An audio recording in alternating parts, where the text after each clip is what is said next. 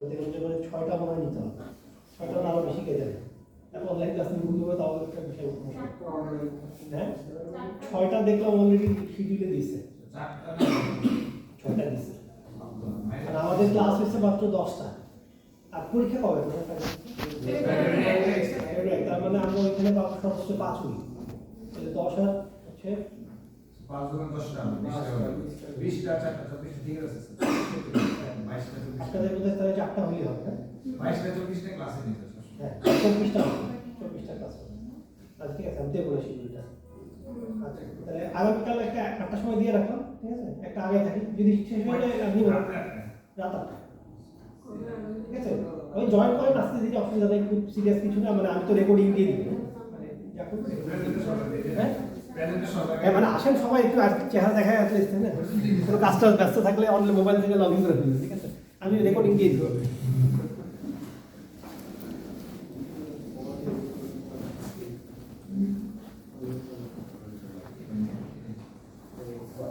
আচ্ছা আমরা কুইজ একটা নিছি না, আরেকটা কুইজ নিতে হবে। আরেকটা কুইজ কবে দিন? আগামী বৃহস্পতিবার একটা কুইজ দিন, মানে এই পর্যন্ত যা করবো এই দুই ক্লাসে, বা ওই যে ইন্ট্রোডাক্টরি মানে মুখস্থ টাইপের জিনিস আর কি, প্রথম দিকে চ্যাপ্টার আর যে আমরা এখন যেগুলো পড়বো, হ্যাঁ এগুলো থেকে আমরা একটা কুইজ আগামী বৃহস্পতিবার। আমি এখনো কোনো খাতা দেখিনি, সব দেখা শুরু করবো, হ্যাঁ মানে এনার্জি সঞ্চয় করতেছি সব খাতা নিয়ে দেখার জন্য। আসলে খাতা জমা পড়ে গেছে, আপনাদেরগুলো জমা পড়ে গেছে, দেখে বলুন।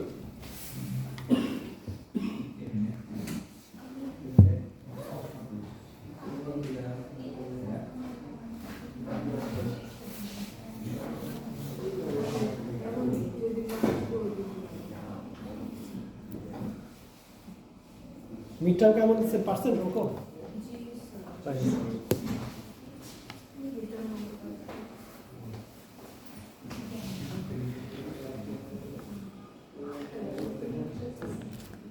আচ্ছা আমাদের এটা হচ্ছে, আমরা শুরু করছি চ্যাপ্টার 2 আমাদের মডার্ন অপারেটিং সিস্টেম বইয়ে। স্লাইড সবার কিছু দিয়ে আছে, এই ডেস্কটপে আছে স্লাইড। তো এখানে আমাদের এই চ্যাপ্টারটা থেকে মোটামুটি ভালো জিনিসপত্র থাকে। হ্যাঁ, প্রসেস মানে কি? আমরা তো সবাই প্রোগ্রাম লিখছি, তাই না? প্রোগ্রাম লিখতে পারি সিতে, জাভায়, তারপরে পাইথনে প্রোগ্রাম লিখতে পারি না নাকি? আচ্ছা সিতে তো পারি। আচ্ছা মানে সোজা কথা, আমরা যখন কোনো একটা প্রোগ্রাম লিখে ধরুন আমি .cpp নামে সেভ করলাম, x.cpp নামে সেভ করলাম, ঠিক আছে? তাহলে এটা হচ্ছে একটা প্রোগ্রাম। এই প্রোগ্রামটার মধ্যে আপনি ভ্যারিয়েবল ডিক্লেয়ার করছেন না, ইন্টিজার, ফ্লোট, ক্যারেক্টার, স্ট্রিং। তাহলে এই প্রোগ্রামটা যখন আপনি ডাবল ক্লিক করে রান করবেন, এটা র্যামে লোড করতে হবে। তাহলে র্যামে লোড করতে গেলে কি করতে হবে? আপনার যা যা ভ্যারিয়েবল ডিক্লেয়ার করছেন এগুলোর জন্য জায়গা দিতে হবে। তাহলে একটা অ্যাপ্লিকেশনকে আপনি যখন ডাবল ক্লিক করে রান করেন তখন এটা র্যামে লোড হয়, আর র্যামে লোড হলেই তখন আমরা এই প্রোগ্রামটাকে আমরা নাম দিয়ে কি বলি? প্রসেস। আমি যদি এক কথায় বলি, প্রসেস কি আসলে বলুন তো? এই প্রোগ্রাম ইন এক্সিকিউশন। প্রোগ্রামটা যখন রানিং মোডে আছে তখন এটাকে আমরা কি বলবো? প্রসেস। আচ্ছা, প্রসেসের ক্ষেত্রে আমরা একটু যদি সামনে আগাই, এগুলো আমি স্কিপ করি, এগুলো খুব সিরিয়াস কিছু না। আচ্ছা, তো আমাদের এটা আমরা জানি যে আমাদের কম্পিউটারে সব প্রোগ্রাম কিন্তু প্যারালালি রান করা সম্ভব হয় না, কারণ কোর আমাদের কি লিমিটেড। তো সেক্ষেত্রে কি করতে হয়? টাইম শেয়ার করতে হয় না? কিছুক্ষণ এ রান করতে হয়, কিছুক্ষণ বি সি ডি, আবার এ বি সি ডি। তাহলে এটাকে আসলে ট্রু প্যারালাল পারফরমেন্স বলা যাবে না, তাই না?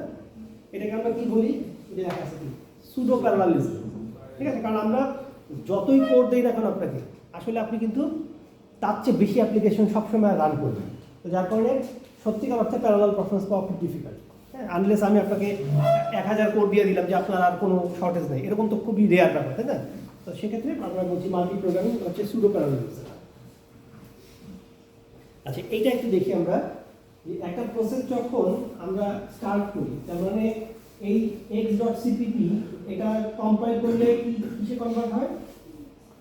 x.exe তে কনভার্ট হয়। আমি যখন এটাকে রান করব তখন এটা হচ্ছে কিসে কনভার্ট হয়ে যাবে? একটা প্রসেসে কনভার্ট হবে। তাহলে এই প্রসেসটা তার একটা আইডি অ্যাসাইন করা হয়, যেটা দিয়ে তাকে ডিটেক্ট করা হবে যে এই প্রসেসটা আইডি, এটাকে র্যামে এত জায়গা দেওয়া হয়েছে।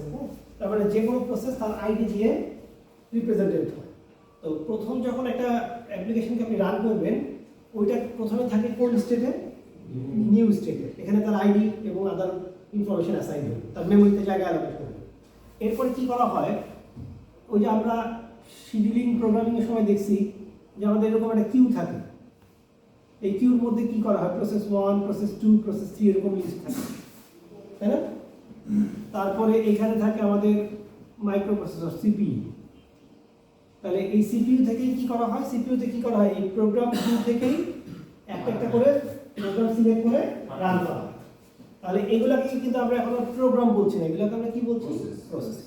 তাহলে প্রথম থাকলো হচ্ছে রান করার সাথে সাথে এটা নিউ স্টেট, এরপরে সেই কিউতেই বেশি ইনসার্ট হবে। তাহলে এখন তার স্টেটটা কি, রেডি। এখন দেখেন এই রেডি স্টেট থেকে যে কোনো একটা প্রোগ্রাম শিডিউলার সিলেক্ট করবে, করে তাকে কি করবে, কোথায় পাস করবে, সিপিইউতে। সিপিইউতে যখন এসে নিয়ে গেল তখন সেটাকে আমরা বলি কোন স্টেট আছে, রানিং স্টেট। ওকে, রানিং মানে মাইক্রোপ্রসেসর রান করছে। আচ্ছা, এখন একটা অ্যাপ্লিকেশন কি সারা জীবনের জন্যই রান করে থাকবে নাকি কিছুক্ষণ পর পর শিফটিং হতে পারে? তাহলে কি হতে পারে দেখেন, কিছুক্ষণ পরে অপারেটিং সিস্টেম তাকে স্টপ করে মাইক্রোপ্রসেসর থেকে বের করে আবার কোথায় নিয়ে আসতে পারে, রেডি নিয়ে আসতে পারে। তার মানে রেডি থেকে রানিং, রানিং থেকে রেডি, এর মধ্যেই ঘুরতে থাকবে। তো যতক্ষণ সে রেডি স্টেটে থাকে তখন সে ওয়েট করে, আর এখানে থাকা মানে সে মাইক্রোপ্রসেসরে কাজ করছে। আচ্ছা, তো যদি এইভাবে ঘুরতে ঘুরতে একসময় তার কাজ শেষ হয়ে যায়, তাহলে সে কি করবে, এক্সিট করে কোন স্টেটে চলে যাবে, টার্মিনেট। তো টার্মিনেট স্টেট মানে প্রোগ্রামের কাজ শেষ, এখন আর কিন্তু সে কি করবে না, আর কিন্তু কিউতে সে ব্যাক করবে। ঠিক আছে, কাজ শেষ হয়ে যাবে। আচ্ছা, আরেকটা স্টেট আছে, দেখেন একটা প্রোগ্রামকে আমি রানিং আনলাম, তার মানে এই প্রোগ্রামটা আপনার রান করা শুরু করবে। তো ধরেন আমি এখানে লিখি x.exe এখন রানিং, এই রানিং আছে। x.exe এর কোডটা এই যে এটা হচ্ছে তার কোড। তো প্রথমে লেখা আছে scanf %d এরকম একটা কমান্ড আছে, %a। তারপরে একটা কি করতে হবে, এর ভ্যালু ইনপুট হিসেবে নিতে হবে। তো দেখেন তো এই প্রোগ্রামটাকে আমি এই প্রোগ্রামটাকে আমি রান করে নিয়ে আসলাম, এই রানিং শুরু করলাম। এখানে দেখা যাচ্ছে প্রথম লাইনে আছে স্ক্যানএফ। তো এটার জন্য ধরেন আমি টাইম কোয়ান্টাম অ্যালোকেশন করলাম হচ্ছে 5 মিলি সেকেন্ড। ঠিক আছে, আচ্ছা এখন এই যে প্রোগ্রামটা রান হলো 5 মিলি সেকেন্ড চলবে। এখন দেখেন তো এই যে ইউজারের কাছে আমি ভ্যালু চাচ্ছি, এই যে ইউজারের কাছে ভ্যালু চাচ্ছি, ইউজার যদি 5 মিলি সেকেন্ডের মধ্যে কোনো ভ্যালু না দেয় তাহলে কি হবে, তাহলে প্রোগ্রামটা কি নেক্সট স্টেপে যেতে পারবে, যোগ বিয়োগ গুণ ভাগ করতে পারবে, পারবে না। তার মানে এইটার উপর ডিপেন্ডেন্ট। তাহলে দেখা গেল যে ইউজারের সামনে আপনার আউটপুট ইনপুট দেওয়ার জন্য একটা স্ক্রিন আছে, ইউজার ইনপুট দিচ্ছেন। এই প্রোগ্রামটাকে আপনি রান করলেন মাইক্রোপ্রসেসরে, ইউজারের ইনপুট কোডটা রান হলো, কিন্তু ইউজার ইনপুট দেয় না। তো এখন ইউজার যদি ইনপুট না দেয় এই প্রোগ্রামটা তো আসলে সামনের দিকে আর আগাইতে পারবে না। তাহলে সে কী করবে, 5 মিলি সেকেন্ড ধরে কী করবে, এই লাইনটাতে স্টার্ট বসে থাকবে নাকি? তাহলে এই লাইনের যে ইনপুটটা এটা ইউজার যদি না দেয় তাহলে এই প্রোগ্রামটা কিন্তু আর কি করতে পারবে না, আগাইতে পারবে না। 5 মিলি সেকেন্ড ধরে সে এই জায়গাতেই বসে থাকবে। তো নর্মালি কি হয়, ভ্যালু পেলে না যোগ বিয়োগ করার প্রশ্ন আসবে। তো মাইক্রোপ্রসেসর কি করে, মাইক্রোপ্রসেসর করে যোগ বিয়োগ গুণ ভাগ ক্যালকুলেশন। ইনপুট তো আর মাইক্রোপ্রসেসর দেয় না, ইনপুট আসবে কোথা থেকে, কিবোর্ড থেকে। তো যখনই কোনো একটা অ্যাপ্লিকেশন ইনপুট বা আউটপুটের স্টেটমেন্ট রান করবে, মনে রাখবেন অপারেটিং সিস্টেম তাকে মাইক্রোপ্রসেসর থেকে বের করে দেবে, বের করে কোন মোডে নিয়ে যাবে, ওয়েটিং। এটার জন্য আলাদা একটা কিউ মেনটেন করে। এই যে রেডি কিউ যেমন আছে এখানে একটা আলাদা, এটা কিন্তু আমরা বলি রেডি কিউ, আর এটা হচ্ছে আমাদের আরেকটা কিউ। এই কিউটার মধ্যে হচ্ছে কেন আসবে, এই কিউটার নাম হচ্ছে আইও কিউ। কি বললাম এটাকে, আইও কিউ। তাহলে ধরেন এই x.exe যদি স্ক্যানএফ রান করে, ওকে ইনস্ট্যান্ট মাইক্রোপ্রসেসর থেকে বের করে দেওয়া হবে, টাইম কোয়ান্টাম কিন্তু আর দেওয়া হবে না। দিয়ে কোন জায়গায় নিয়ে চলে আসবে, এই রেডি কিউতে নিয়ে চলে আসা, এই সরি এই আইও কিউতে নিয়ে চলে আসবে। একে কেন আনলাম এখানে, কারণ এই প্রোগ্রামটা এখন একটা ইনপুট বা আউটপুট স্টেটমেন্ট এক্সিকিউট করছে, তার জন্য মাইক্রোপ্রসেসরের কোনো প্রয়োজন নেই। বুঝতে পারছিস? আচ্ছা, এখন অ্যাপ্লিকেশনটা কিন্তু রেডি স্টেটে ব্যাক করেনি, কোন স্টেটে আছে বলে তখন আইও কিউতে আছে, এখানেই কিন্তু বসে আছে, এখান থেকে কিন্তু সে বেরোতে পারছে না। তাহলে যখন ইউজার ইনপুটটা কমপ্লিট করবে তখন দেখেন সে এই ওয়েটিং থেকে আবার কোন জায়গায় ব্যাক করবে, রেডি স্টেটে ব্যাক করবে। এই ওয়েটিং থেকে কিন্তু রানিংয়ে যাওয়ার কোনো সুযোগ নেই, ওয়েটিং থেকে কোথায় আসতে হবে, রেডি কিউতে ব্যাক করতে হবে। বুঝতে পারছি? তার মানে কাজ কমপ্লিট হলে তাকে আবার রেডি কিউতে গিয়ে ওয়েট করতে হবে, আবার তার যখন টাইম আসবে তখন সে আবার এক্সিকিউট করবে। আচ্ছা, এখানে কি কোনো আনফেয়ার ব্যাপার আছে যে সুযোগ পেলাম ইনপুট আউটপুটের কারণে আমাকে পাঠিয়ে দেওয়া হলো আইওকে, আইও কমপ্লিট হয়ে গেছে, তাহলে আমার চান্সটা তো মিস হয়ে গেছে নাকি?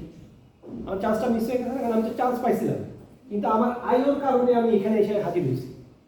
আইও কমপ্লিট হওয়ার পরে আমি আবার এইখানে গেলাম না কেন, তাহলে আবার কেন আমি ব্যাক করে এইখানে আসলাম?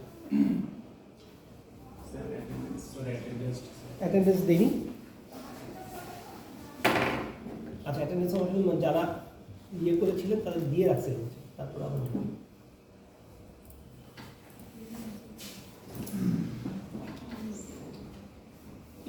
ধরেন আপনি ব্যাংকের একটা লম্বা লাইনে দাঁড়ায় আছেন, তাহলে আপনি কোন কিউতে আছেন, এই রেডি কিউতে আছেন, তাহলে আপনার কিছুক্ষণ পরে যেতে যেতে যেতে এক সময় 1 ঘন্টা পরে আপনার চান্স আসছে, কাউন্টারে আপনি চেক জমা দিচ্ছেন। এখন ক্যাশিয়ার বললো যে চেকে তো সিগনেচার মিলতেছে না, আরেকজনের সিগনেচার নাকি, তাহলে এখন কী করবেন? টাকা তো আর দিবেন না, তাহলে আপনি চেকটা নিয়ে কী করবেন?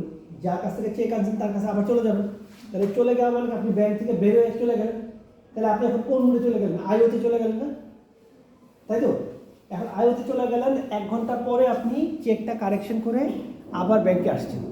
এখন কি করবেন? ব্যাংকে এসে দেখলেন যে লাইন তো চেঞ্জ হয়ে গেছে, এখন আপনি কি এসে আবার ঝামেলা করে লাইনের সামনে গিয়ে দাঁড়ানোর চেষ্টা করবেন, নাকি লাইনের পেছনে গিয়ে দাঁড়াবেন? লাইনের পেছনে গিয়ে দাঁড়াবেন। এক্স্যাক্টলি তাই। কাজ শেষ হয়ে গেলে ইউজার কখন ইনপুট দিবে তার তখন ঠিক নাই। ইউজার যখন ইনপুট কমপ্লিট করবে তখন আপনি আবার গিয়ে শেষে দাঁড়াবেন। হ্যাঁ, এখন যদি ক্যাশিয়ার আপনাকে চিনে কোনো কারণে, যে লোকটা আগে ছিল, তখন আপনাকে অন প্রায়োরিটি আগে আনতে পারে। তো ডিপেন্ড করবে ক্যাশিয়ার উপর, ঠিক আছে?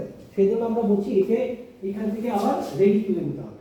তাহলে এই যে আমাদের সিকোয়েন্স ডায়াগ্রামটা দেখতে পাচ্ছেন, যে কোনো অ্যাপ্লিকেশন বা প্রসেসকে এই সিকোয়েন্স ডায়াগ্রামটা ফলো করেই কী করতে হয়? কন্টিনিউয়াসলি রান করতে হয়। ওএস এই ডায়াগ্রামটা ফলো করেই অ্যাপ্লিকেশনগুলোকে কী করে? এক্সিকিউট করে, আইওতে দেয়, আইও থেকে আবার রেডিতে আনে, অ্যান্ড সো। ঠিক আছে?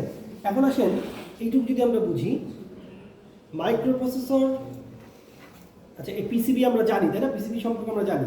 আচ্ছা, এগুলো আমি স্কিপ করলাম, এগুলা খুব দরকার নেই। এইটা একটু দেখি। মাইক্রো প্রসেসরের একটা অপারেটিং সিস্টেমের একটা মেজর রোল হচ্ছে আপনার মাইক্রো প্রসেসরকে কন্টিনিউয়াসলি কি রাখা? ব্যস্ত রাখা, তার মানে কাজ দিয়ে ব্যস্ত রাখা। ঠিক আছে? যত বেশি আপনি কাজ করাতে পারেন, যত বেশি ইউটিলাইজ করতে পারেন। তাহলে সিপিইউকে ইউটিলাইজ করার জন্য অপারেটিং সিস্টেম এইরকম একটা ফর্মুলা ইউজ করে, এটা বোঝার জন্য যে আসলে সিপিইউ কত % বিজি আছে। তো যদি দেখে সিপিইউ অল্প বিজি, তাহলে সিপিইউ কী করবে? আরও অ্যাপ্লিকেশন দিয়ে সে লোড দিয়ে ব্যস্ত করবে। আর যদি দেখে ওভারলোডে, তখন আবার কাজ কমাই দেবে। তাহলে এই হচ্ছে আমাদের ফর্মুলা 1 - p টু দি পাওয়ার। আমি লিখি এই পাশে সিপিইউ ইউটিলাইজেশন সমান হচ্ছে 1 - p to the power n। আচ্ছা, এই p হচ্ছে, এই n হচ্ছে এই যে কিউতে যে কয়টা প্রসেস আছে। তাহলে এখানে দেখেন তো কিউতে কয়টা প্রসেস আছে? 3টা। তাহলে এর ভ্যালু কত এখানে? 3। আচ্ছা, এখন পিটা কি জিনিস? পি হচ্ছে, ধরেন আমি এই P3 কে মাইক্রোপ্রসেসর প্রথমবার দিলাম, তাহলে P3 আসলো, আসার পরে P3 একটা আইও স্টেটমেন্ট এক্সিকিউট করবে, এই যে এরকম একটা স্টেটমেন্ট। তাহলে তাকে মাইক্রোপ্রসেসরে রাখা যাবে না, তাহলে কোথায় নিয়ে যাবো আমরা তাকে? আইও কিউতে নিয়ে গেলাম, আইওতে নিয়ে গেলাম P1 P3 কে। আবার এরপরে আমি যেহেতু P3 এখানে চলে গেছে, P3 তো আর এখান থেকে শিডিউল হবে না, কারণ P3 তো নাই এখানে রেডি করে। তাহলে আমি P2 কে শিডিউল করলাম, P2 এখানে আসলো, P2 এখানে চলে আসলো। তাহলে এখন কিউতে আছে কে? শুধু P1। P1 কে আনলাম, P1 ও একটা আইও স্টেটমেন্ট এক্সিকিউট করে এখানে চলে আসলো। তার মানে রেডি কিউতে যারা ছিল সবগুলা প্রসেসিং কি করছে বলুন তো? আইওতে চলে আসছে। এরকম কি সবসময় হবে?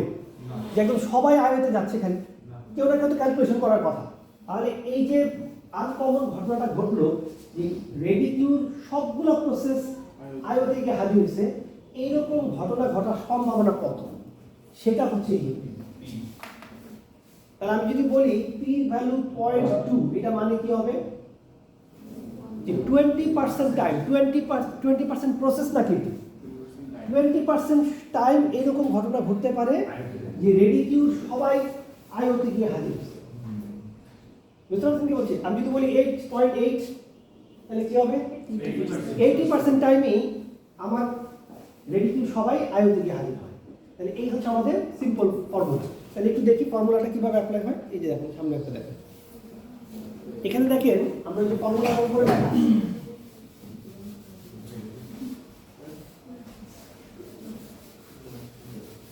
এখানে দেখেন বলা আছে এই যে পি ভ্যালু হচ্ছে 0.8, ঠিক আছে? তাহলে এন এর ভ্যালু যদি এইটা হয়, মানে কিউতে যদি একটা প্রসেস থাকে, দেখেন তো সিপি ইউটিলাইজেশন কত হবে? 1 মাইনাস কত আসে? 20%। তার মানে আমার কম্পিউটারে পি ভ্যালু যদি 0.8 হয়, তাহলে রেডি কিউতে একটা প্রসেস থাকলে মাত্র 20% সিপি ইউটিলাইজেশন, ঠিক না?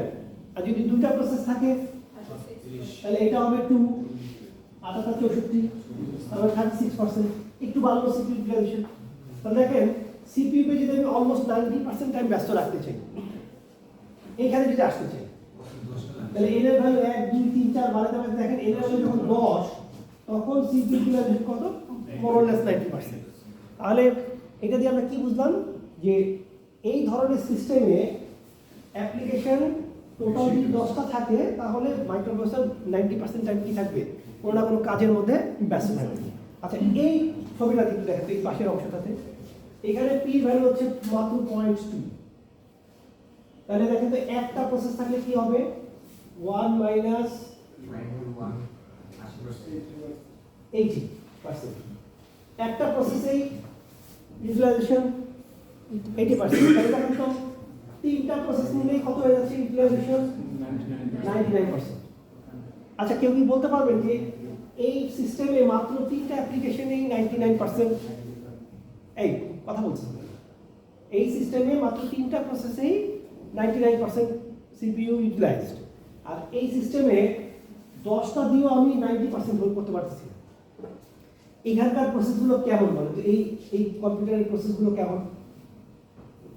পি ভ্যালু 0.8, তার মানে কি 80% টাইম সবাই আইওতে গিয়ে হাজির হয়। তার মানে এখানে যে সফটওয়্যারগুলো রান করতেছে, এগুলো হচ্ছে সিপিইউতে কাজ করে কম, আইওতে কাজ করে বেশি। ইন্টেনসিভ, আইও ইন্টেনসিভ প্রোগ্রাম।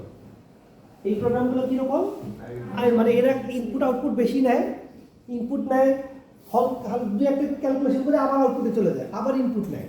তার মানে সারাক্ষণ এরা আইও নিয়ে আছে। স্যার আমার প্রেজেন্টেশন ছিল স্যার। Thank you sir. তাহলে এরা এই সিস্টেমগুলো কি, এই অ্যাপ্লিকেশনগুলো কি আইও ইন্টেনসিভ, মানে এরা বেশিরভাগই আইওতে চলে যায়। এইখানে পি ভ্যালু মাত্র 0.2, তার মানে কি মানে 20% টাইম এরকম ঘটে যে সবাই আইওতে যায়। তার মানে 80% টাইমই এরা মাইক্রোপ্রসেসরে বসে থাকে। তাহলে এই অ্যাপ্লিকেশনগুলো আইওর কাজ নিয়ে খুব কম করে, এরা সবসময় কি কাজ করে বলেন তো? CPU intensive application. তাহলে যেখানে পি ভ্যালু কম সেগুলো হচ্ছে সিপিইউ ইন্টেনসিভ। তাহলে দেখেন সিপিইউ ইন্টেনসিভ অ্যাপ্লিকেশনের ক্ষেত্রে এন এর ভ্যালু মাত্র 3 হলেই ইউটিলাইজেশন 100% অলমোস্ট, আর আইও ইন্টেনসিভ অ্যাপ্লিকেশনের ক্ষেত্রে 10 হলেও আমার 90% হচ্ছে না। তাহলে ওএস কি করবে? আপনার কম্পিউটারের অ্যাপ্লিকেশন যদি আপনার কম্পিউটারে যদি দেখে পি ভ্যালু অনেক হাই, তখন সে কি করবে? অনেক বেশি প্রসেস রান করবে। এখন প্রশ্ন আসতে পারে ইউজার অ্যাপ্লিকেশন রান করছে না, তাহলে আমি রেডি কিউতে অ্যাপ্লিকেশন আনবো কোথেকে? মানে আমি তো এমএস ওয়ার্ড রান করছি না, এক্সেল রান করছি না, তাহলে অ্যাপ্লিকেশন আসবে কোথেকে? ইউজার যদি ওএস যদি টের পায় যে কিউতে তেমন কিছু নাই, তখন ওএস কি করবে? নিজের যে কাজগুলো আছে, maintenance job, log file update করা, ইন্টারনেট থেকে ডাউনলোড করা আপডেট, হ্যাঁ, ডিস্কের স্ক্যান করা, মেমোরি ঠিকঠাক করা, ক্লিয়ার করা, এই সব কাজগুলো সে নিজে করা শুরু করবে। মানে সোজা কথা, কোনো না কোনোভাবে কাজ দিয়ে কী করতে হবে, ব্যস্ত রাখতে হবে। এখন যদি এমন হয় ইউজার তারপরেও কোনো কাজ করতেছে না, ওএস তার নিজের সব কাজ কমপ্লিট করে ফেলছে, এখন আপনি যদি টাস্ক ম্যানেজারে যান, যেমন আমি যদি এখন আমার টাস্ক ম্যানেজারে যাই, দেখা যাবে এই সিপি ইউটিলাইজেশন 2%। কারণ কি, ওএস এর নিজের কাজও শেষ, সিপি মানে আর আমি কোনো কাজও করছি না, আমি খালি পাওয়ার পয়েন্টটা রান করে বসে দিচ্ছি, তাহলে আমার এখানে ইউটিলাইজেশন দেখা যাবে কি মাত্র 2 থেকে 3%।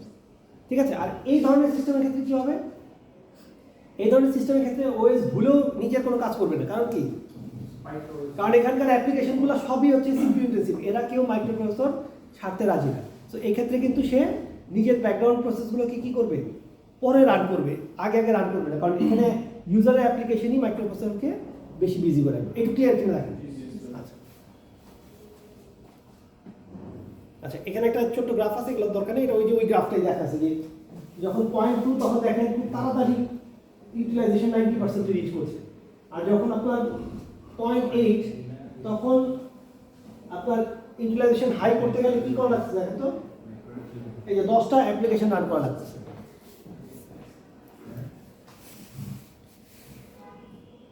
আচ্ছা, এবার আসেন এই চ্যাপ্টারের একটু ঝামেলাজনক যে জিনিসটা, সেটা হচ্ছে এটা ইন্টার প্রসেস কমিউনিকেশন। আমরা এটা একটু দেখার চেষ্টা করি।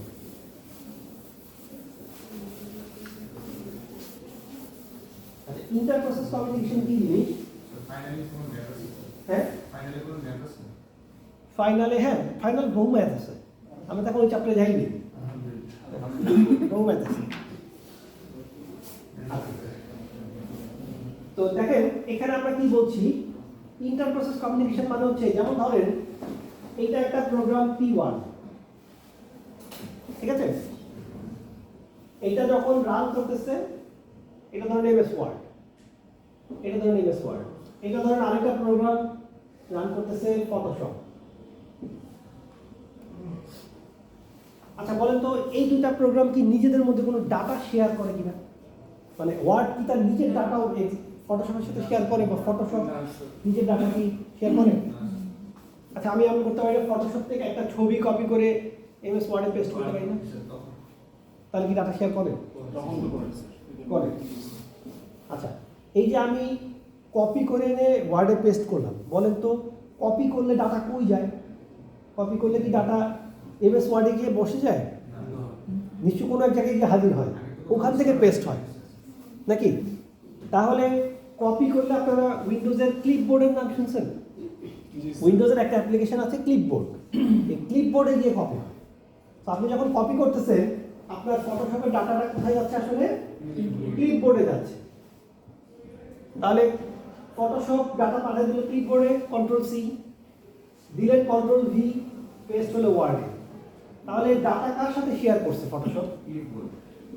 ক্লিপবোর্ডের সাথে। ওয়ার্ড কার সাথে ডাটা শেয়ার করছে? ক্লিপবোর্ডের সাথে। তার মানে আসলে P2 আর P1 কোনো ডাটা শেয়ার করেনি, ডাটা শেয়ার করছে ক্লিপবোর্ডের সাথে সবাই।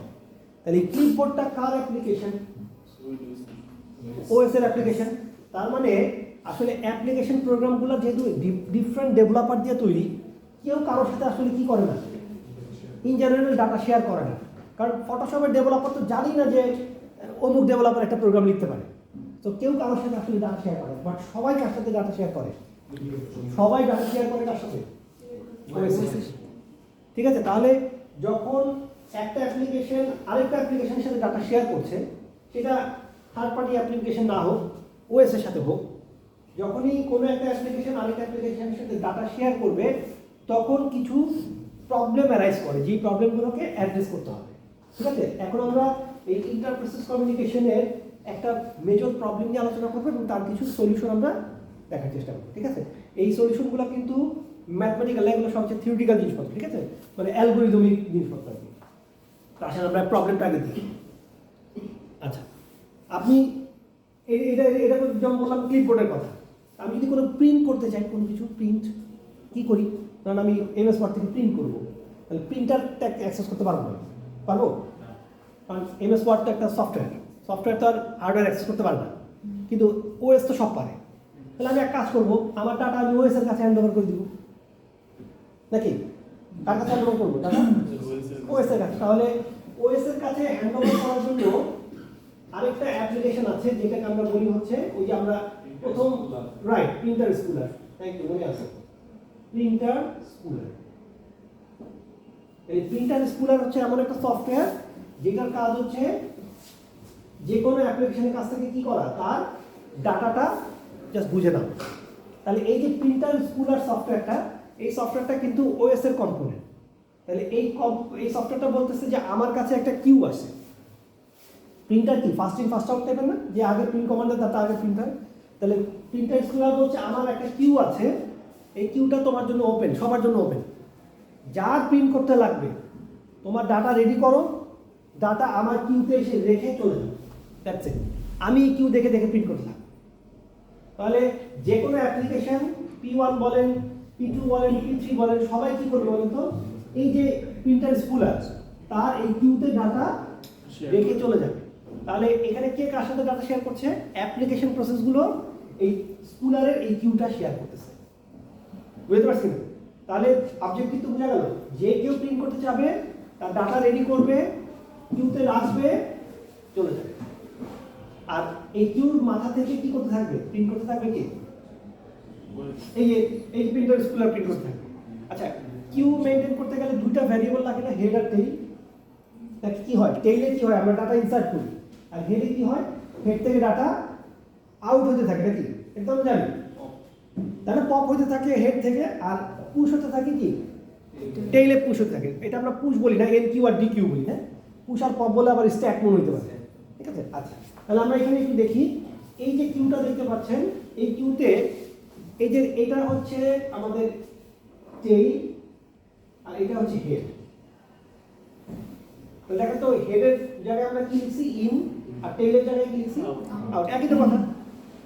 আচ্ছা, এখন দেখেন, ও এটা ভুল বলছি, এটা হচ্ছে টেইল, এটা হচ্ছে টেইল, এটা হচ্ছে হেড। কারণ আমরা জানি টেইলে ইনসার্ট করতে হয়, আর হেড থেকে কি হয়, একটা করে প্রিন্ট হয়।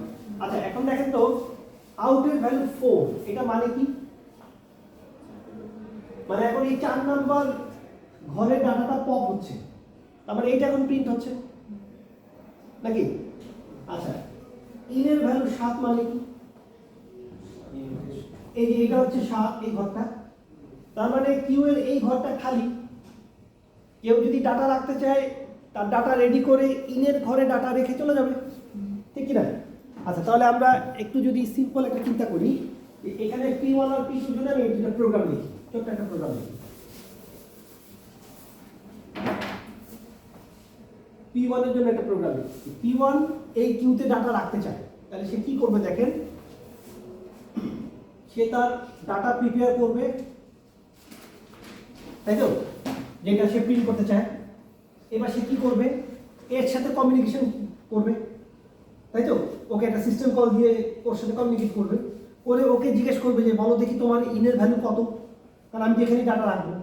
তাহলে কি করবে, ইন ইকুয়াল টু, দেখেন তো, গেট ইন, তার মানে কিউ থেকে সে কিউ এর ইনের ভ্যালুটা সে জানতে চাইবে। তাহলে ইনের ভ্যালু জানতে চাইলে সেটা এসে কোথায় সেভ হবে, আমার লোকাল ইন ভ্যারিয়েবলে সেভ হবে। তাহলে এখানে ইনের ভ্যালু কত আসবে, 7। আচ্ছা, তাহলে এরপরে সে কি করবে, নেক্সট কাজ কি, ইনসার্ট ইন কিউ। কোন জায়গায় কি ইনসার্ট করবো বলেন, এটা যদি ডাটা হয় তাহলে কিউ এর ইন ঘরে আমি আমার ডাটা ইনসার্ট করবো নাকি। আচ্ছা, তাহলে ইনসার্ট না লিখে আমি এখানে ডাটা লিখে, এই দেখেন, এই যে ডাটা, দেখেন ঠিক আছে কিনা, কিউ এর ইন ঘরে আমি ডাটা। আর এরপর আরেকটা কাজ করতে হবে, বলুন তো, কিউ এর রাখলাম ডাটা, এখন ইনের ভ্যালু কি এক বাড়ায় দিতে হবে, বাড়ায় না দিলে তো পরবর্তী জন ইনসার্ট করতে হবে। তাহলে কি করতে হবে, in equal to in plus 1, এরপরে এই ইনটাকে আপডেট করে দিতে হবে না। তাহলে কি করব, আপডেট কিউ। আচ্ছা, আপডেট ইনই বলি, ঠিক আছে, ইন। এই দেখেন ঠিক আছে কিনা, প্রথমে ইনের ভ্যালু জানলাম, প্রথমে ডাটা রেডি করলাম, ইনের ভ্যালু জানলাম, ডাটা রাখলাম, ইনের ভ্যালু প্লাস প্লাস করলাম, আপডেট করলাম, চলে গেল। তো দেখেন তো, এই প্রোগ্রামও সেম কাজ করবে না P2। কেউ যদি এর সাথে কমিউনিকেট করতে চায়, তাহলে তার ফাংশনটা কেমন হবে, এক্স্যাক্টলি একই রকম একটা ফাংশন। আমি জাস্ট তাতে লিখে দিই data equal to prepare data in equal to get in q in equal to data in equal to in plus 1 update in। ঠিক আছে, তাহলে p1 আর p2 দুইজনেরই যে ফাংশনটা প্রিন্ট করে তাদের কোডটা আমি এখানে লিখলাম। আচ্ছা, এখন আসেন ইন্টারেস্টিং জিনিস। প্রথমে ধরেন p1 এখন রানিং কোনটা p1, তাহলে p1 এই যে রান করা শুরু করছে। আচ্ছা, এখন দেখেন p1 প্রথমে এই লাইনটা এক্সিকিউট করলো, তার ডাটা রেডি, ইনের ভ্যালু জানতে চাইলো, ইনের ভ্যালু কত আসবে একটু লিখে রাখি, ইনের ভ্যালু কত পাবে 7, q in equal to data. আচ্ছা ফাইন, তার মানে সে এইখানে p1 তার নিজের ডাটা রেখে ফেললো, ঠিক আছে। আচ্ছা, এখন এই লাইনটাতে এক্সিকিউট করলে যেন কি হবে, ইনের ভ্যালু 7 থেকে কত হবে 8, তাহলে এটা ধরেন 8 হয়েছে। আচ্ছা, এইটা এইখানে 8 হয়েছে, এইখানে কি 8 হয়েছে? আমার লোকাল ভ্যারিয়েবলে 8 হয়েছে, এখন আপডেট করলে 8 হয়ে যাবে। আচ্ছা, এখন এই লাইনটা এক্সিকিউট করার আগে মানে এখানেই এই প্রোগ্রামটার টাইম কোয়ান্টাম শেষ হয়ে গেল। তার মানে তার জন্য যে টাইম কোয়ান্টাম ছিল 2 মিলি সেকেন্ড বা 4 মিলি সেকেন্ড, এই কোডটুকু রান করতে করতে এই জায়গায় এসে কাজ শেষ হয়ে গেছে, মানে আপডেট হয়, টাইম আপ হয়ে গেছে। তাহলে ওএস তো আর তাকে রাখবে না, তাকে বাদ দিয়ে এখন ওএস p2 কে রান করবে। এখন p2 রও প্রিন্ট করা দরকার, তাহলে p2 সেম তার এই ফাংশন কল করছে, কল করলে কি হবে, তার ডাটা রেডি, ইনের ভ্যালু জানতে চাইলো এই সফটওয়্যারের কাছে, ইন কত আসবে, ইন 7 আসবে না নাকি, আসলো 7, q in equal to data, তাহলে কি হলো, তার মানে ইনের ভ্যালু 7, তাহলে এই জায়গায় সে কি করবে, p2 ডাটাটা ইনসার্ট হয়ে যাবে। আচ্ছা fine, in equal to in plus 1, তাহলে কি হলো 7 থেকে 8 হয়ে গেল। এখন সে যদি আপডেট করতে পারে এইটুকু, মানে তার টাইম কোয়ান্টামের মধ্যে যদি এই লাইনটা এক্সিকিউট হয়ে যায়, তাহলে এটা কত হয়ে যাবে, 7 থেকে চেঞ্জ হয়ে 8 হয়ে যাবে। তাহলে এই প্রোগ্রাম হ্যাপিলি কাজ শেষ করে চলে গেল, ঠিক না? এখন আবার আমি p1 কে সুযোগ দিই। স্যার, সাথে যে আমরা p2 এর ডাটাটা নিলাম, এখানে আপডেট করে রাখ পর্যন্ত তো রান হয়েছিল, তো আমাদের ডাটাটা কি স্টোর থাকবে না? না, ওর যে ইন্ডেক্সে আপডেট করছে, ইনসার্ট করছে, আমিও তো সেই ইন্ডেক্সে ইনসার্ট করছি, সেম ইন্ডেক্সে। কারণ আগের জন যে ইনসার্ট করছে সে তো আর ইনটাকে আপডেট করার চান্স পায়নি, মানে সে কিন্তু এটাকে 7 থেকে 8 করেছিল, কিন্তু এটাকে আপডেট করতে পারেনি, যার কারণে ইনের ভ্যালু 7ই রয়ে গেছে। যখন p2 রান করছে সেও 7 দেখতে পাইছে, q7 ইকুয়াল টু ডাটা, এই যে p2 ডাটা ইনসার্ট হয়ে গেছে, তাহলে p1 এর ডাটা তো লস হয়ে গেছে। তারপরে সে কি করেছে, ইনের ভ্যালু প্লাস করেছে, আপডেট ইন করেছে, দিয়ে বের হয়ে চলে গেছে। এখন আগে বল, এরপরের বার যদি ওএস p1 কে চান্স দেয়, p1 কি করবে বলেন তো, p1 কি করবে, p1 যখন এই আপডেট ইন করতে যাবে, এই ইনের ভ্যালু কত আপডেট হবে, কে বলতে পারবে? 9 হবে। আচ্ছা, আমরা কিন্তু জানি যে প্রসেস কিন্তু রিস্টার্ট হয় না, প্রসেস কিন্তু যেইখানে শেষ হয় ওই জায়গা থেকে আবার রিজিউম হয়। তাহলে এই জায়গায় শেষ হয়েছিল না প্রোগ্রামটা, তখন ইনের ভ্যালু কত ছিল, তার কাছে ইনের ভ্যালু কত, 7 ছিল না, এই 7 থেকে 8 করছে, কিন্তু 8 কিন্তু অলরেডি এখানে হয়ে আছে। কেন বলেন তো, আগের জন p2 তো এটাকে 8 করে চলে গেছে, এইটা তো আর ও জানে না, ও মনে করতেছে ইনের ভ্যালু 7ই ছিল, কারণ আমি তো 7 দেখে আসছি। সে 7 থেকে 8 করছে, এটা তো আগে করা ছিল, এখন সে আপডেট ইন করলো, মানে এটা কত হলো, তার হিসাবে 8 হলো। তার মানে p1 মনে করতেছে যে আমি আপডেট করে 8 করলাম, কিন্তু আলটিমেটলি কি হয়েছে বলেন তো, আগে p2 মাঝখান দিয়ে ঢুকে ওর ডাটা ওভাররাইট করে দিয়ে 8 করে দিয়ে চলে গেছে, কিন্তু p1 কিন্তু মনে করতেছে আমি ইনসার্ট করছি, আমার ডাটা আছে, আমি 8 করলাম। তাহলে আলটিমেটলি এই প্রোগ্রামটা এটা পরে রান করছিল না? জি স্যার। তাহলে পরে রান করার কারণে এর ডাটাটা থাকছে আর আগের ডাটাটা কি হয়ে গেছে, ওভাররাইট হয়ে গেছে। তাহলে এই যে সিচুয়েশনটা হইলো, এই সিচুয়েশনটাকে আমরা বলি হচ্ছে রেস কন্ডিশন। রেস মানে কি, এই ঘরটার জন্য রেস হয়েছে, এই ঘরের জন্য রেস করছে কে, P1 ও রেস করছে, P2 রেস করছে, উইনার কে হয়েছে P2, যে লাস্টে রাইট করছে, তাই তো? তাহলে P1 এর ডাটা কিন্তু লস হয়ে গেছে। তাহলে এই যে রেস হইলো, রেসের কারণে আমার কিন্তু ক্ষতি হয়েছে। ক্ষতি হয়েছে কি বলতো, একজনের ডাটা কিন্তু লস হয়েছে। তার মানে যদি আপনার কম্পিউটার এমন হয় যে আপনি প্রিন্ট কমান্ড দেন, মাঝে মধ্যে আপনারটা প্রিন্ট হয়, মাঝে মধ্যে আরেকজনেরটা প্রিন্ট হয়, মানে আপনার কাছে হয় না। আপনি কখনো কপি কমান্ড দেন, পেস্ট করতে গিয়ে দেখলেন আরেকজনের ডাটা পেস্ট হয়েছে, মানে অন্য অ্যাপ্লিকেশনে, মানে কপি করছেন ফটোশপ থেকে, কিন্তু কপির আগে কি হয়ে গেছে, আরেকজনের ডাটা কপি হয়ে গেছে। তাহলে কি হবে, পেস্ট করার সময় আরেকজনের ডাটা পেস্ট হলো। তাহলে কি হবে, এই যে ইনকনসিস্টেন্সি সিচুয়েশন, এটা কি এক্সেপ্ট ডিজায়ারেবল কিনা বলেন তো, মানে এটা কি হওয়া উচিত কিনা? তাহলে রেস কন্ডিশন আসলে কোনো ডিজায়ারেবল সিচুয়েশন না। আচ্ছা, রেসের আরেকটা এক্সাম্পল দিই। যেমন ধরেন আপনারা কখনো অনলাইনে টিকিট পারচেস করছেন, বাসের টিকিট অথবা ট্রেনের টিকিট। আচ্ছা, ধরেন আপনি বাসের টিকিট পারচেস করতেছেন, হ্যাঁ, আজকে রাত্রেবেলা কক্সবাজার যাবেন, আপনি টিকিট পারচেস করবেন। তো যেহেতু এখন খুব রাশ, দেখা গেল যে একটা মাত্র সিট খালি আছে A3, আর কোনো সিট খালি নেই, ঠিক আছে? তাহলে দেখা গেল যে সবাই তো এই সিটটা খালি দেখতে পাচ্ছে, অনলাইনে যে কেউ পারচেস করতে পারে, ঠিক আছে? দেখা গেল যে সবার আগে পারচেস শুরু করলো হচ্ছে অনলাইনে, যদিও আমরা বলতেছি যে সবাই পারচেস করতে পারে, কিন্তু সবাই তো আর একসাথে পারচেস করতে পারবে না, কিন্তু প্যারালালি সবাই তো ট্রাই করতে পারে। তো ধরেন আপনার নাম কি? মুস্তাফিজ। ও মুস্তাফিজ। মুস্তাফিজ হচ্ছে পারচেস করার জন্য ক্লিক করছে। আপনার নাম কি? শিবলি। শিবলিও একদম একই মোমেন্টারি টাইমে, একই মাইক্রোসেকেন্ড ন্যানো সেকেন্ডে হয়তো আরেক জায়গা থেকে পারচেস করছে, জন্য ক্লিক করছে, ওয়েবসাইট যেহেতু আছে ওয়েবসাইট থেকে। তাহলে মুস্তাফিজ এবং শিবলির পারচেস দুইটাই একসাথে ক্লিক করছে। তাহলে দুইজনই কি হয়ে গেছে বলেন তো, পারচেসের স্টেজে চলে গেছে। মুস্তাফিজ হয়তো ভিসা কার্ড দিয়ে পেমেন্ট করতেছে, আর শিবলি হচ্ছে বিকাশে পেমেন্ট করতেছে।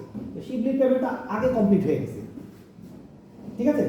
আর শিবলির পেমেন্টটা যখন কমপ্লিট হচ্ছে তখন কিন্তু মুস্তাফিজের পেমেন্টটা অলমোস্ট ডান পর্যায়ে, কিন্তু শিবলির পেমেন্টটা হয়তো 2-3 সেকেন্ড আগে কমপ্লিট হয়েছে। শিবলির নামে এই A3 টিকিটটা ইস্যু হয়ে গেছে, আর মুস্তাফিজ কিন্তু একদম লাস্ট স্টেজে, পেমেন্ট ডান অলমোস্ট। তো মুস্তাফিজের পেমেন্ট ডান, তাহলে কি হবে, এই A3 টিকিটটা মুস্তাফিজের নামে একটা ইস্যু হবে, ঠিক কিনা?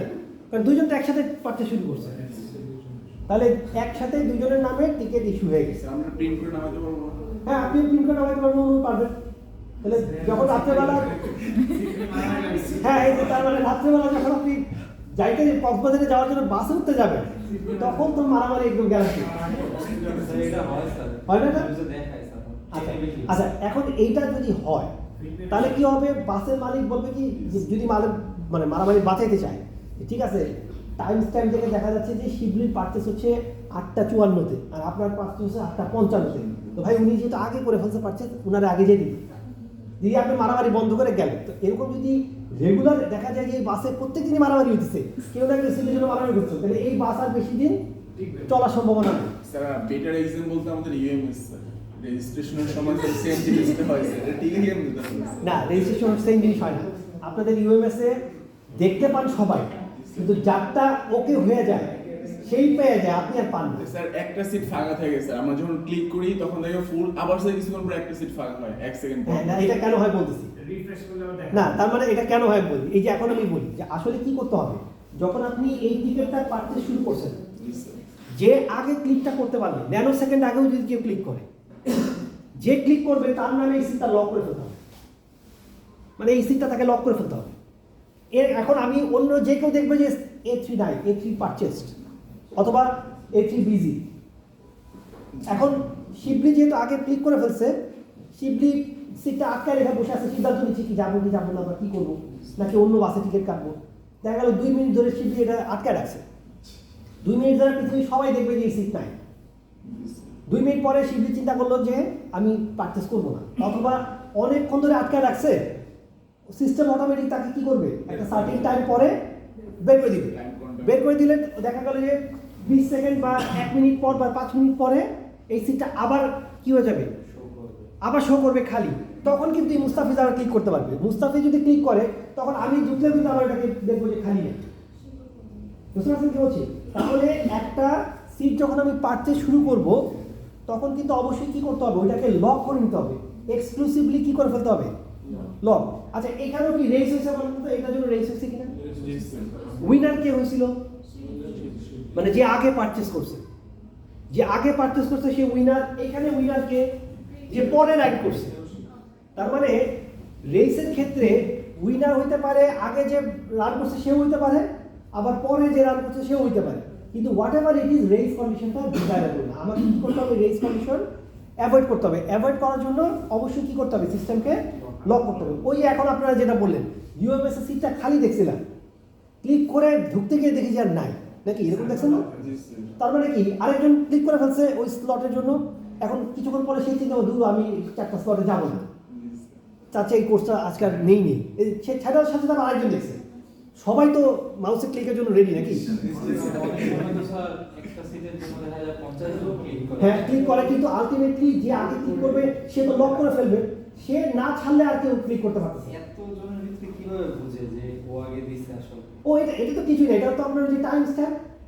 আপনি গুগলে যখন পোস্ট করতেছেন, গুগল ফর্মে কখনো ডাটা ইনসার্ট করছেন না? গুগল ফর্মে যখন সাবমিট দেয় আপনারটাও রোতে ইনসার্ট হয়, আমারটাও রোতে ইনসার্ট হয়, কিন্তু দুটার মধ্যে টাইম স্ট্যাম্প থাকে। তো আপনারটা ন্যানো সেকেন্ডও যদি ডিফারেন্স থাকে ওটা এখানে মেনশন করা থাকে যে 7টা 8 মিনিট 14 সেকেন্ড এত মাইক্রো সেকেন্ড এত ন্যানো সেকেন্ড, মানে যদি ডিফারেন্স হয় একদম সুন্দর টাইম স্ট্যাম্প দেওয়া থাকে। ঠিক আছে? ট্রেনে কখনো টিকিট কাটছেন? ট্রেনে টিকিট কাটা মানে আরো ভয়ঙ্কর। আপনাদের আইইউএ মানে ইউএস কিছুই না, মানে আমি কক্সবাজারে যাওয়ার আগে এই যে কয়েকদিন কক্সবাজারে যাওয়ার জন্য টিকিট কাটতে শুরু করি, মোবাইল এবং মাউস দুইটা প্যারালালি ধরে রাখছি, এইভাবে এখন ধরবো টিকিট। এইটা ধরতে ধরতে ওইটা ছুটা যায়, হ্যাঁ ওইটা ধরলে এরপরে কি করলাম, আমি 3টা সিট আটকায় বসে নিছি, আমার পাশে 3টা লাগবে, ওই 3টা আবার আরেকজন ধরে আটকে বসে নিছি, উনিও ছাড়ে না আমিও ছাড়ি না।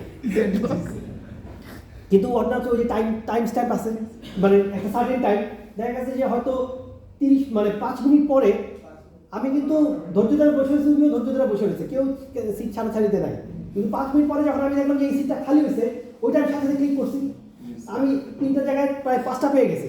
যখন পারচেসে গেলাম বললো যে আপনার তো ওই 3টা নাই, মানে আমি যে 3টা আটকে রাখছিলাম ওই 3টা তো আটকে রয়ে গেছে, এবার ওই গিয়ে দেখি আর ওই 3টাও পাচ্ছে, মানে আমি প্রায় 45 মিনিটের ইঁদুর বিড়াল খেলা চেষ্টা করে ফেল করছি, পরে গিয়ে বাসের টিকিট কাটছেন, কি করবো? আগে তো ট্রেনটা ক্র্যাশও করতো। হ্যাঁ ক্র্যাশ করতো, আর এটা খুব খারাপ হয়ে গেছে। মানে আসলে হয় কি যারা ব্রোকার, হ্যাঁ যারা ব্রোকার তারা করে কি অনলাইনে ঢুকে সারাক্ষণ বসে থাকে, ওরা ঢুকেই একদম ওই টাইমে ঢুকে আগে পারচেস করে বসে থাকে। দেখবেন যে ফেসবুকে অ্যাড দেয় যে টিকিট লাগবে, তখন ওই যে তার আইডি দিয়ে পারচেস করা, তখন আপনাকে ওইগুলা কিনতে এই কক্সবাজারের ট্রেনটাই বেশি হয়। খুব অসুবিধা। মানে আপনি আবার চিটাগাং যান দেখবেন যে টিকিট খালি বসে আছে। ঠিক আছে? তাহলে এই যে রেট সিচুয়েশনটা এটা আসলে কোনোভাবে ডিজায়ারেবল না। তাহলে আমরা কিভাবে অ্যাপ্লিকেশনগুলো রেসে করতে পারে তার একটা এক্সাম্পল দেখলাম। আগামী ক্লাসে, আজকে আর দেখাবো না, আগামী ক্লাসে আমরা দেখবো এই রেস কন্ডিশন কিভাবে কি করা যায়, সলভ করা যায়। ঠিক আছে? কিভাবে সলভ করতে, আজকে ছুটি দিয়ে দিই।